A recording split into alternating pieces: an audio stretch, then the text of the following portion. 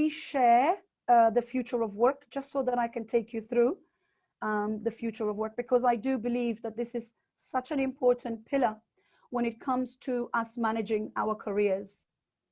So here is the future of work. Let me find the right slides. I will not go through. So in order for us to understand a little bit on the future of work, what's quite important is that I take you through a little bit of a career journey. 20 years ago, if you saw somebody working for the same company doing the same job for 15 to 20 years, the kind of keywords we would have used is loyal, dependable, reliable, solid. If we see somebody doing the same thing for the same company for the last 15 years, we will not use the same keywords. Staying in a job for long periods was such a prerequisite 20 years ago. Also, careers were very static. Where you started, if you were an accountant, you remained an accountant. If you were a teacher, you remained a teacher. Today, we are moving away from just career paths and we are going into skill sets. The gig economy is driving a great deal of this. What you studied, because we're living much, much longer, what you studied 20 years ago may not necessarily stand you in good stead. How we purchase, how we consume, how we do everything is shifting. So careers have shifted, they are no longer static. 20 years ago, technology, we had faxes and emails. Before then, you had to lick a stamp and for a letter to come back. Work of pace was very, very different. And recruitment was essentially done by local recruitment agencies. So you would have, either you would print your CV out, go door to door to the businesses, you would email CVs out, you would go to your network and give them, but there will be the hard copy, etc. If we look at today, even 10 years ago, we no longer get permanent and pensionable contracts. The type of employment contract have shifted. Freelancers, contractors, home workers, remote workers, fixed-term contractors. Gone are the days, as I said, that you will get a permanent and a pensionable contract.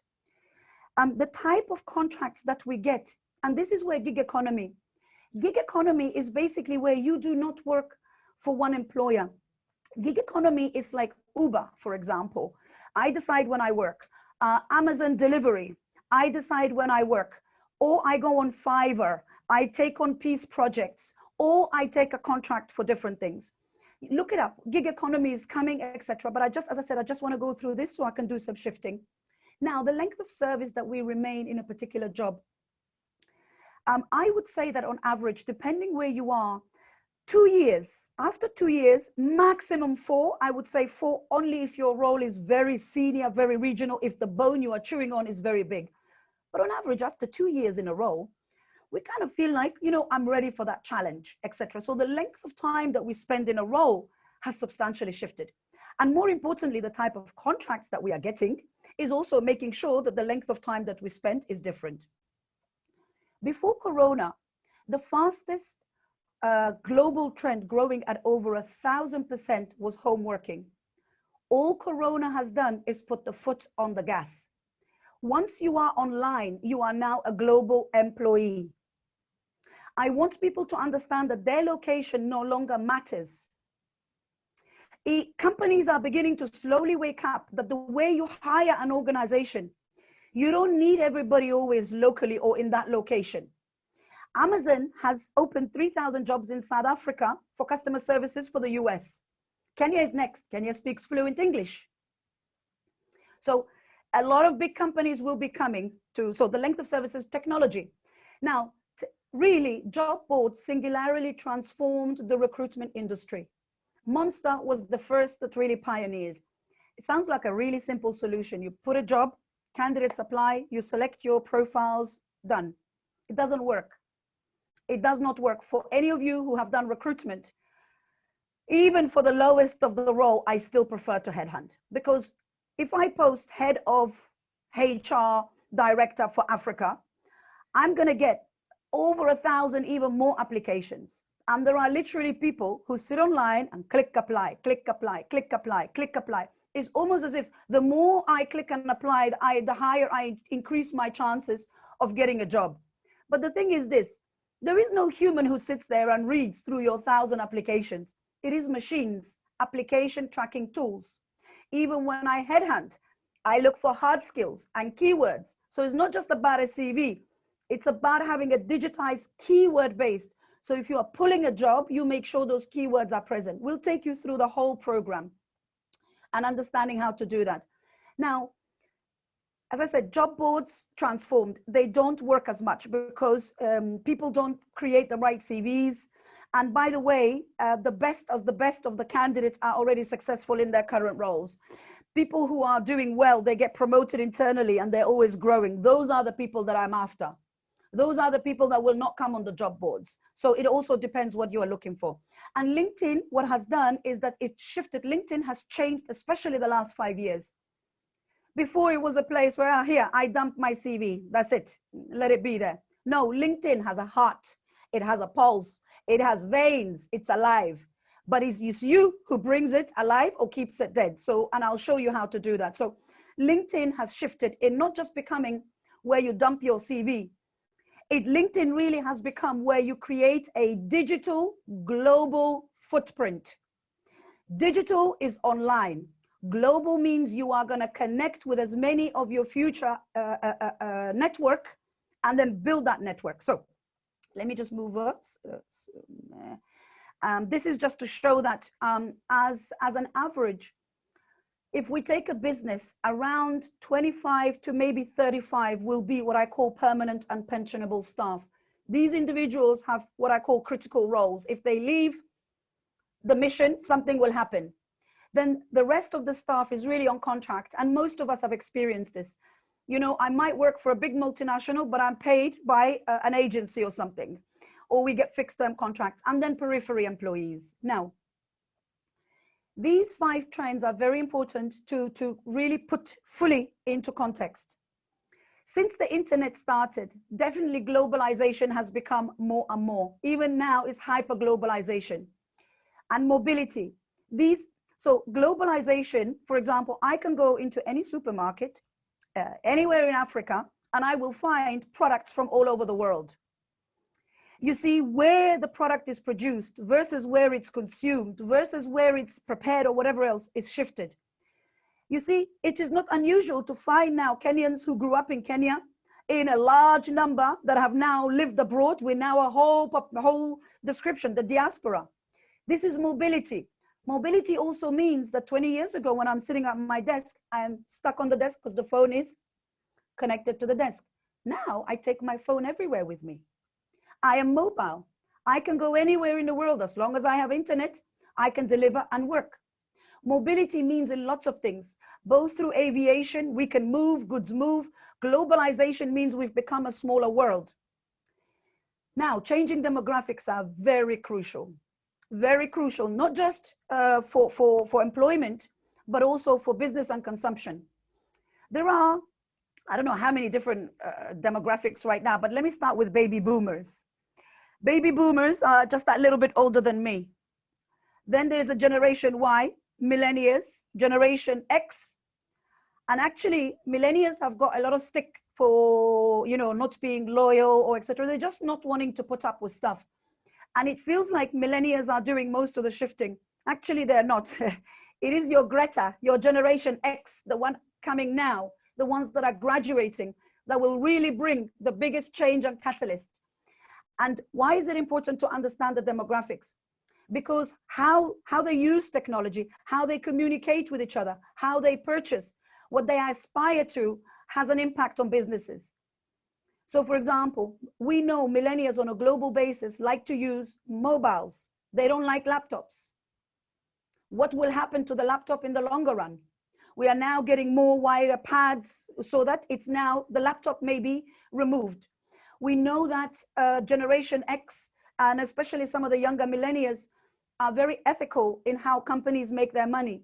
So if you are destroying the earth whilst you're making money, or if you are treating people unfairly, now there is all that brand, a lot of again, all I'm saying is that we need to understand that each demographic are motivated differently, are challenged differently. So baby boomers, they like taking their turn, waiting, you know, I'm now at this level, I'm now at that level. It is easy to put golden handcuffs on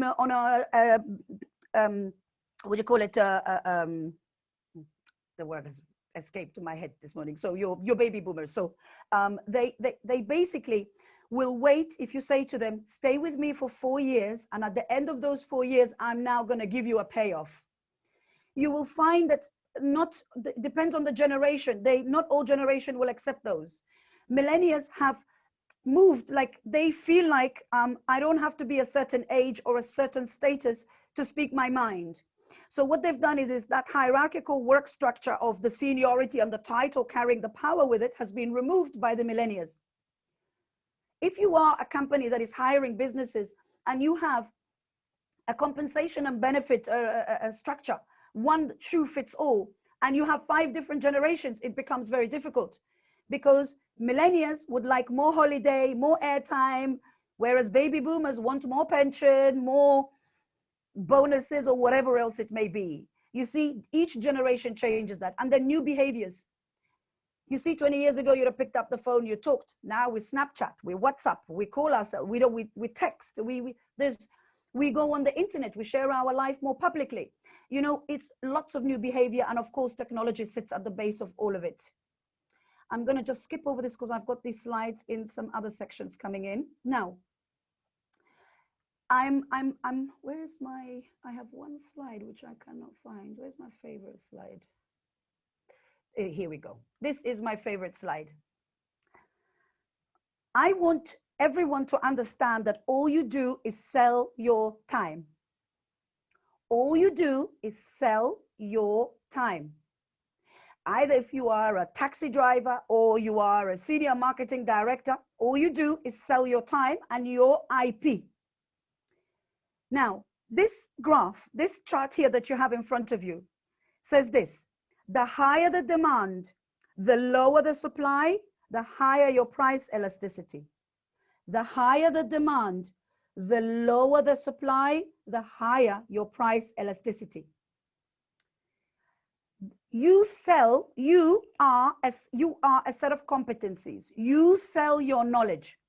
If the knowledge that you have is available and there's a high supply of it and there's a low demand of it, your salaries will be lower. So what this particular PPT I'm showing you, the new industries, is to show you that over the next 3 to 5 years, so many jobs will disappear. Forbes predicts anything between 300 to 400 million jobs will be gone in the next 10 years. There are so many new industries that are coming. So many, we are changing the way we are doing things. Let me give you a few examples before I go into this, into explaining this particular PowerPoint. When 2000 happened, when the internet happened in 2000, and businesses now started to install laptops, not laptops, actual desktops. They needed to connect all the laptops with a wired internet. These are called NOC, network engineers. Network engineers were the most sought after between 2000 to 2005. After that, everybody's skills grew. The lawyers that in 2004, I think Facebook was open in 2003. I can't remember, around there. The lawyers that thought, once Facebook came on and your pictures are now online, the lawyers that thought your photograph will no longer sit at home on your mantelpiece. Now, data privacy, data protection, the lawyers that started to learn more and more about this. I remember hiring one with 3 years PQE, post-qualification experience, on double the salary than our most senior. You are selling your knowledge, your IP, and your skills. If your skill is highly available and I can find it absolutely anywhere, then that's where your salaries and challenges to find jobs. Now, let us look at just some of these new technologies. Let us look at 3D printing, just 3D printing. For me, 3D printing will revolutionize so many things. Let's look at the medical industry. 3D printing can now print skin grafts with veins and everything else.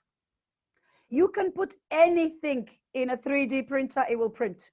It will print human bones, human tissues. I think is in Yale, Stanford. They are already printing human organs. So you no longer need to be waiting for a liver. You will have one growing for you. 3D printing, I can put plastic in it and I can ask it to print bottles.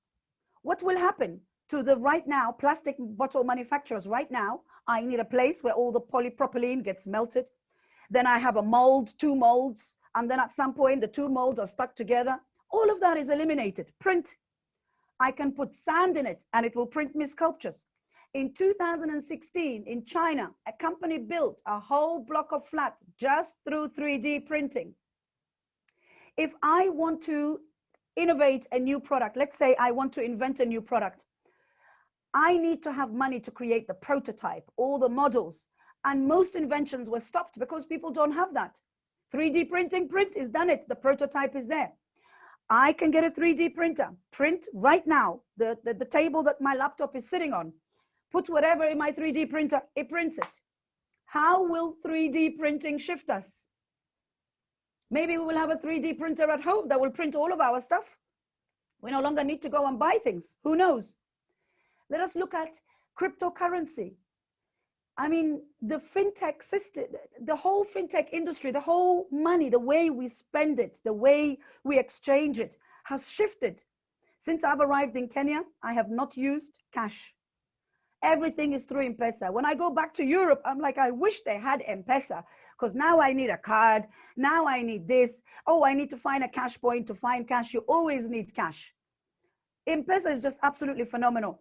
But what we have is also Bitcoin, we have Ethereal coin, we have the way cryptocurrency and the whole alternative financial systems is shifting.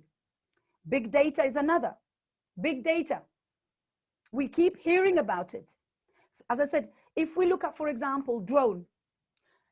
Right now, drones are it's unbelievable. Drones are even changing the way we fight wars. The drones have removed human, like the army force. Why you're sitting somewhere in America and you're flying your drone somewhere over the Middle East? It's become specialism. We will change how we do all of that. Let me just check on the time. Okay. I can keep going. As I said, I will do more of a longer version of this. So the idea is this. I want you to start looking at new industries, because even those industries that are still old and traditional will be forced to move. Amazon killed Sears, the biggest distribution organization. Netflix killed Blockbusters. And what you will find in new industries is this. The industry will grow, new technology.